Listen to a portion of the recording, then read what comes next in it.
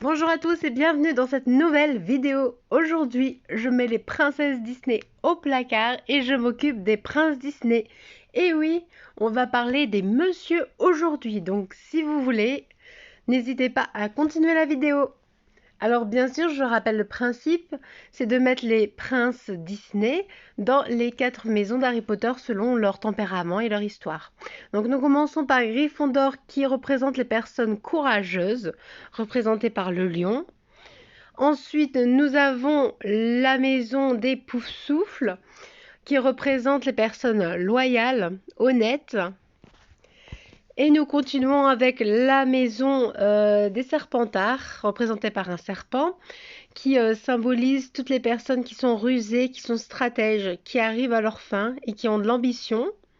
Et enfin, nous terminons par la maison des Serres d'Aigle, qui représente toutes les personnes qui sont érudites, qui aiment apprendre, qui sont intelligentes. Donc nous retournons dans le Poudlard remasterisé, hein, le Poudlard des princes, et nous allons tout de suite classer les différents princes, princes et héros, dans les 4 maisons d'Harry Potter. Toujours selon leur tempérament, leur agissement dans les films, donc voilà. Nous commençons avec le prince de Blanche-Neige, qui s'appelle Adam, je pense. Je ne suis pas sûre. Donc moi je vais le mettre dans Poufsouffle, parce que dans Blanche-Neige, en fait, les personnages ne sont pas trop développés. Genre, le prince, il apparaît une fois au début, une fois à la fin, et c'est tout. Donc, on ne le connaît pas trop. Donc, pouf souffle. Voici Aladdin. Alors, Aladdin, lui, c'est un prince bien marqué. C'est même le héros de l'histoire, hein. Ça s'appelle Aladdin, pas Jasmine. Donc, Aladdin, moi, je le mets dans Serpentard parce qu'il est rusé. C'est un voleur. Il arrive à substituer la lampe. Il arrive à vaincre le génie par ruse. Donc, Aladdin Serpentard. Ensuite, Eric. Eric, moi je le mets dans Gryffondor parce que il s'en va secourir Ariel et s'en va combattre la sorcière des mers alors qu'il n'a aucun pouvoir. Donc voilà. Eric Gryffondor, bien sûr. D'ailleurs, j'ai un peu pas très bien réussi sa tête, hein. Vous voyez un petit peu, il est un peu bizarre, hein, mais bon. J'essaye de m'améliorer en dessin, donc voilà. Ensuite, nous avons le général Shang.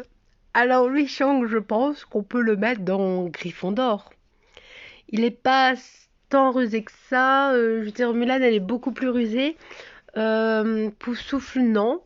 Et Serre d'Aigle, je ne pense pas. Non, je pense qu'on peut le mettre dans Gryffondor. D'ailleurs, je l'ai bien réussi, hein. Je tiens à le dire.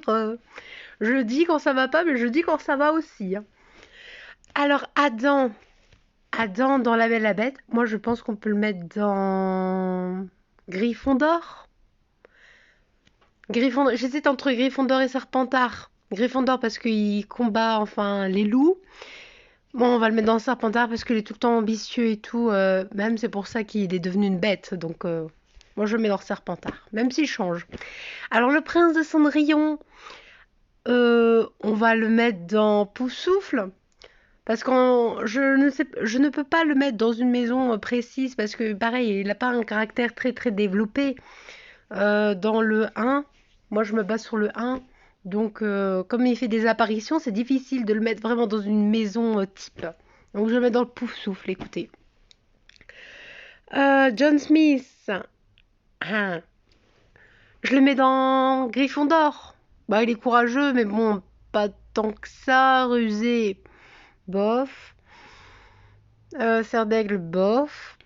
Non, bah on va mettre dans Pouf, dans Gryffondor. Ouais, Gryffondor, pas Pouftouf parce que bon, il est un peu arrogant.